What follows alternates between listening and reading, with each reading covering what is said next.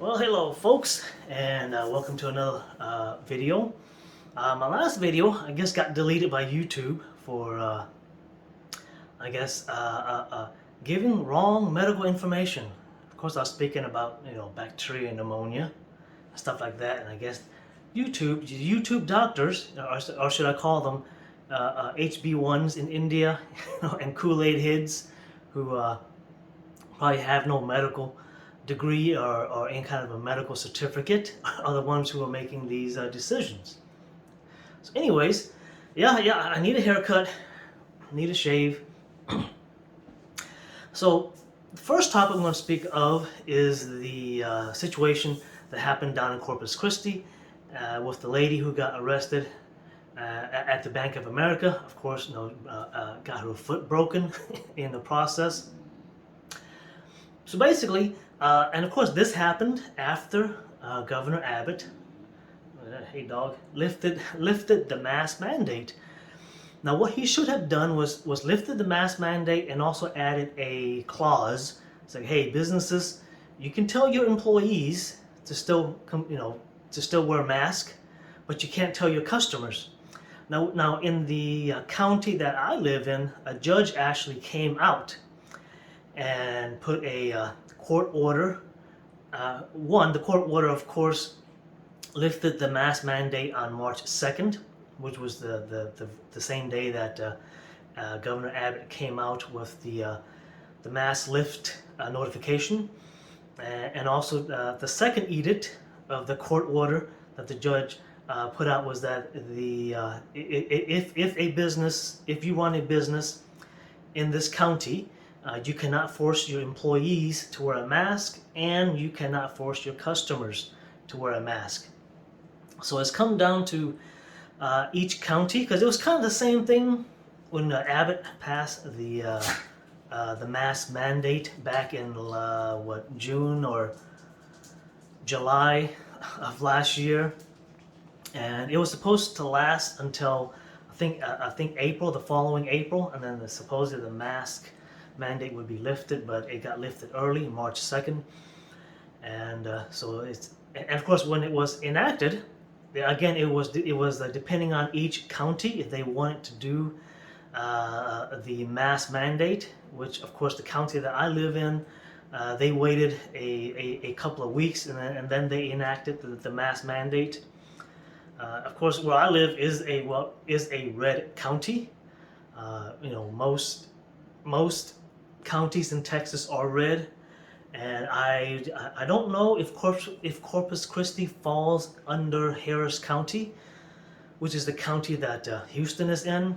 Which is, Houston is deeply blue.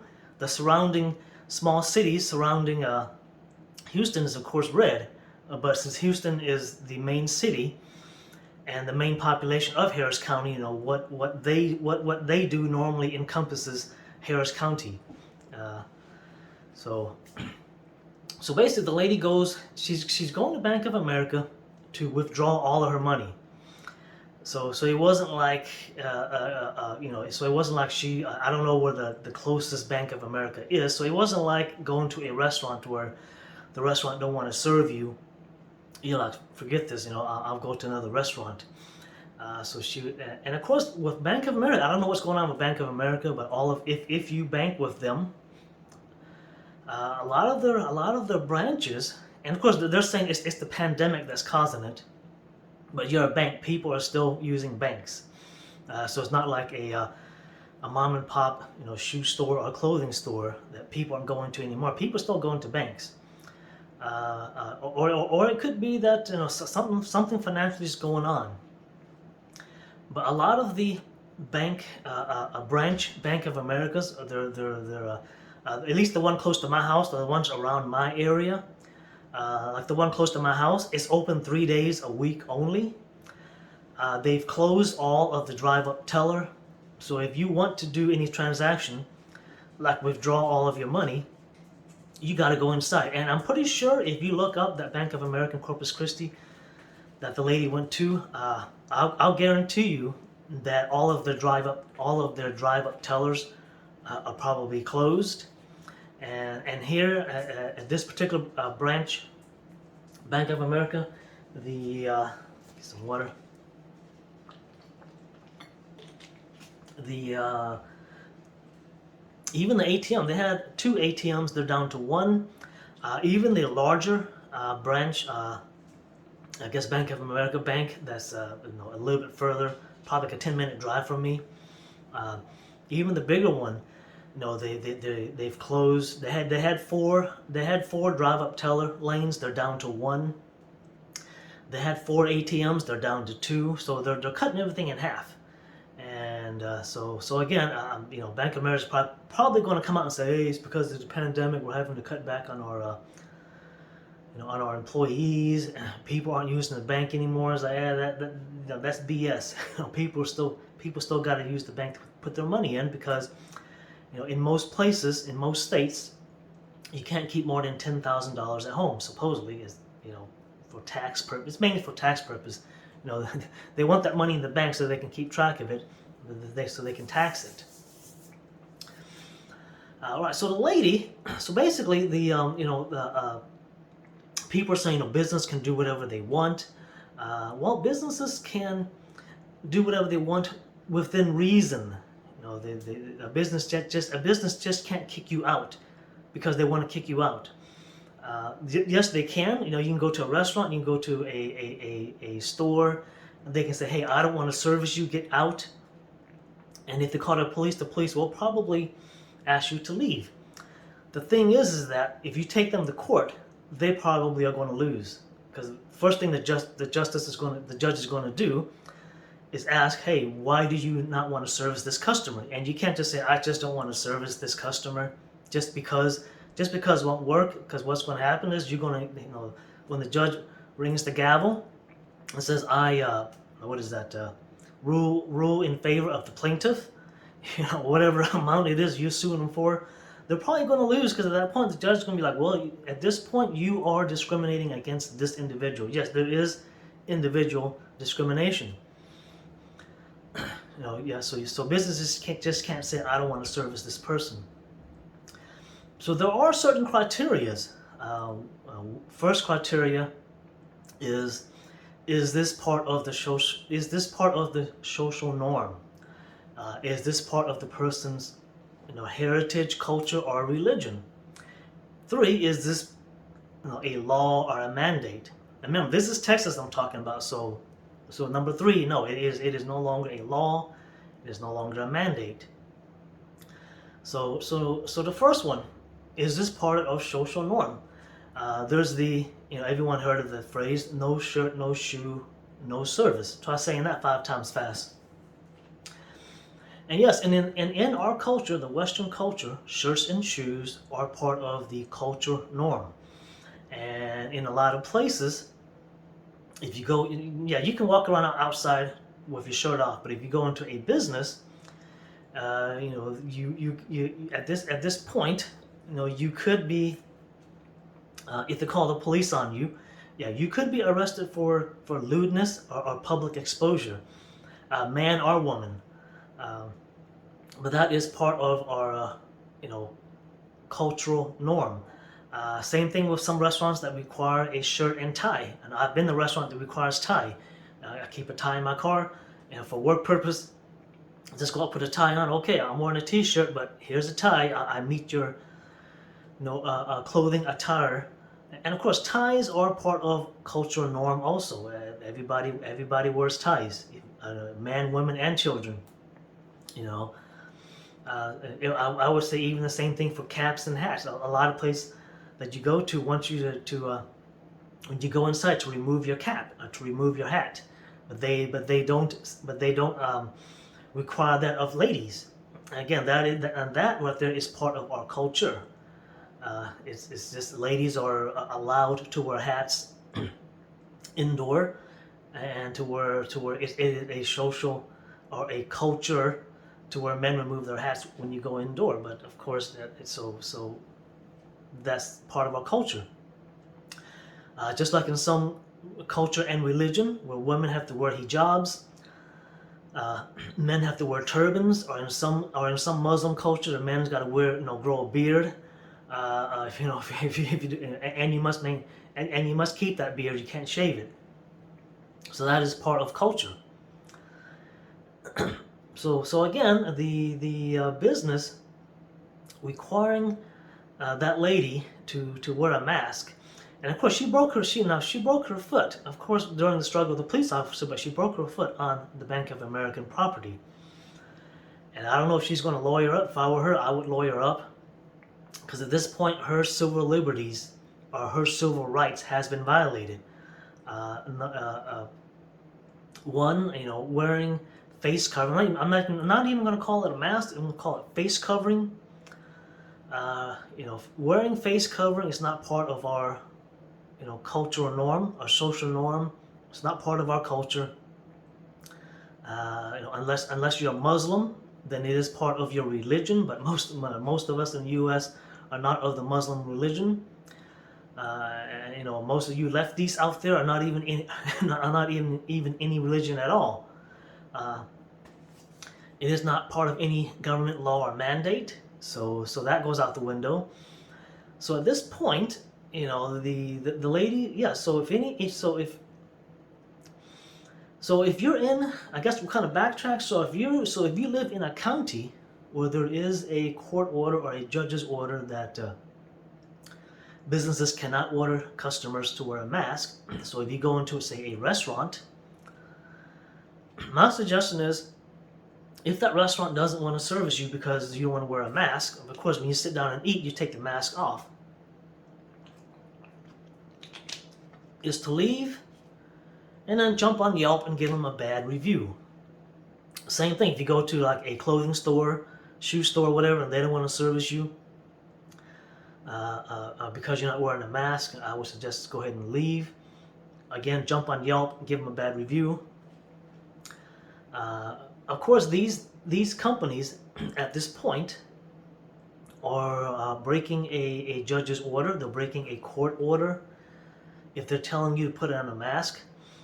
If they call the police, and the police should know, the officer who shows up should know that, hey, there is a court order that is in effect in this county, and this business cannot order, and this business cannot order, but ask. This business cannot ask this customer to wear a mask, because at this point they are breaking a law. They're breaking a judge's order. They're breaking a court order. So the police officer at this point really can't do anything to you. It's not really a trespassing, because again, you are a customer who's there to patron the restaurant, the store, but you're being asked to leave. but the yeah, it's kind of a thin. It's kind, you're kind of walking a thin line here. But the store is asking you to leave based on breaking a law or breaking a court. I guess that would be a law, since it's a court order, a judge's order. So they're telling you to leave, but by telling you to leave because you're not wearing a mask, they're breaking the law. So at this point, no, the police officer should know, and and the police officer should tell the store that, hey, look, there's a court order in effect. You cannot tell this customer. So basically, back to that lady. In her case, she really couldn't leave because, number one, she's there to take out her money from Bank of America. And if she would have gone to another Bank of America, it would have been the same situation, unless she drove, to a unless she drove to a county that has a court order where customers can't be asked to put on a mask. And we'll see. I'll check local news and see what happens, and because more than likely, if she sues Bank of America, they will settle out of court. It's like, because they are a multi-billion-dollar company. Losing $100,000 or maybe $1 million, because she did end up breaking her foot on their company property. So there's that. And the second one is, of course, this anti-Asian hate that the leftists are trying to push, and of course it's being caused by the leftists. They're causing this assault on Asians and then they're coming out and talking about, a unity, let's get along, anti-Asian hate. The guy who, of course, they're pushing that narrative about that guy in Atlanta. Is it in Atlanta? Yeah, the guy in Atlanta that went into that massage parlor and shot and killed those 8 ladies. Six of them happened to be Asian. 2 of them were white. And of course, when it fits the leftist narrative, Asians are no longer white now, because they're not considered their own group of Asians. Because before they were bundling Asians and whites together, but not now that it fits their narrative. We're going to split them off. So basically, this guy he is a leftist. He has BLM on his social media, which has been taken down. So the guy is a BLM supporting, Kool-Aid head, skinny jeans soy boy. So he's a leftist. He's a liberal leftist that he's been going to these or this particular massage parlor and paying these girls for a happy ending. And the excuse he used was of course, this guy's got yellow fever, so more than likely he's angry that he has to keep paying Fang Fang to get some Fang Fang Poontang. And so what he said was that that these massage parlors were using underage girls, which I would believe him. A lot of these massage parlors are using trafficked women and girls to work at their massage parlors. They'll bring them over from the Philippines, from Thailand, from Vietnam, and to force them to work in these massage parlors. So yes, they are trafficked women and girls. So the guy's correct on that part. But more than likely, the guy said he has he did because of sexual frustration. The only way he can get some Fang Fang was to pay for it. And so no, this wasn't racially motivated. It wasn't like he woke up one morning and like, man, I'm gonna go kill some Asian people. He's driving around and he sees this massage parlor. He goes in and shoots it up. No, this guy has he said it, and no, this is one of those cases where he didn't shoot himself. Maybe he ran out of bullets, but he didn't shoot himself, and the police didn't shoot and kill him. So they took him alive, and the guy came out and said, "Hey, this is not racially motivated." And it is, and I believe him. It is not racially motivated. The guy goes there to get a happy ending. If he didn't like Asians, he wouldn't be going to these massage parlors. So again, yeah. So this is a case of a white boy with yellow fever, sexually frustrated, and taking out his frustration on on the people that's taking his money. But of course, they're giving him a service. They're giving him a happy ending. Yeah. So this anti-Asian hate thing that the left is trying to push is not gonna work. It may work with BLM, but it's not gonna work on us Asians. I don't see it happening. Yes, this guy should be. I don't know if Georgia has the death penalty, but he should definitely be thrown under the jail and kept there. No sympathy for me. Leftists. This is another case of leftists eating themselves, and may he rot in jail. If there's a death penalty, maybe 20 years from now, this guy will get his due. But yeah, our death penalty system is a bit slow. And of course, the last thing I'll cover is the Biden going up the stairs, falling, and he didn't fall, but he tripped 3 times. Luckily, he was going upstairs as opposed to going down the stairs and tripping, because if that's the case, we might be seeing a Biden obituary. I'm talking and my throat's getting dry. And I'll close it on this.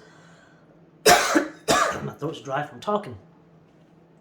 Yeah, the leftists, of course, for years, for like the last 2 years, was making fun of Trump when he was walking down that slippery we call it ramp. You know, it was a slippery ramp. And Trump has said he doesn't like walking down ramps, especially slippery ramps, and that's why he walked real slow down that ramp. And of course, leftists were making fun of it for like the last couple of years. And there's the saying, you know, he who last laughed, he who laughed last laughs loudest. Try saying that 5 times. And of course, the Amazon are kind of, you know, they're not really covering the Biden, tripping on the stairs. No, you won't see SNL making a skit, making fun of Biden tripping on the stairs, going up the stairs. So yeah, so Biden will probably need one of those elders. I think it's called the lift. If you've seen the infomercial, it comes on like 2 or 3 in the morning if you stay up that late. Where it shows the old lady or the old man sitting in a chair and they're at like a stair, and it lifts them up the stairs. So he may need one of those if he keeps tripping, and that would be funny. Right, well that's it. All right. Thank you for watching, and have a good one.